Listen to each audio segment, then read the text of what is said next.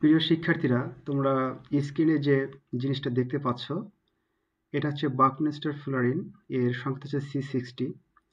এখানে একটা বিষয় খেয়াল করে দেখো যে এখানে মোট 20টি ষড়ভুজ এবং 12টি পঞ্চভুজ আছে, এবং কোনো পঞ্চভুজই পরস্পর নিজের সাথে যুক্ত থাকে না।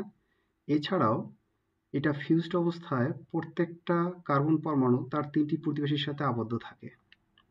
তো বাকমিনস্টার ফুলারিনে এখানে কার্বনের ক্যাটায়নেশনের একটা সুন্দর একটা উদাহরণ।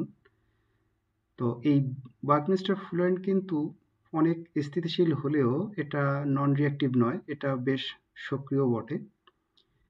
তো এটা বিক্রিয়ায় তোমার বিকারক হিসেবে কাজ করতে পারে। তোমাদের কাছে প্রশ্ন থাকবে যে বিক্রিয়াটা ইলেকট্রোফাইল হিসেবে কাজ করতে পারবে নাকি নিউক্লিওফাইল হিসেবে কাজ করতে পারবে।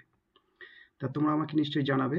তো এখানে একটা বিষয় দেখো, এটা একটা পঞ্চভুজ, এখানে 5টা কার্বন মিলে একটা পঞ্চভুজ তৈরি করছে, এবং তার সাথে একটা কিন্তু ষড়ভুজ যুক্ত আছে। এবং আরো মজার বিষয় যে প্রত্যেকটা কার্বন কিন্তু 3টা করে কার্বনের সাথে যুক্ত আছে। ঠিক আছে? তাহলে তোমাদেরকে এখন আমি স্পেস ফিলিং মডেলটা একটু দেখাই। এইখানে দেখো, এটা হচ্ছে একটা স্পেস ফিলিং মডেল। বেশ ত্রিমাত্রিক একটা গঠন, সবগুলোই কার্বন, এবং খুবই সুন্দর একটা জিনিস। তো আশা করি বিষয়টা তোমরা এনজয় করেছো। এরকম সুন্দর সুন্দর ভিডিও পাওয়ার জন্য অবশ্যই আমার চ্যানেলটা তোমরা সাবস্ক্রাইব করবে এবং আমার সাথেই থাকবে।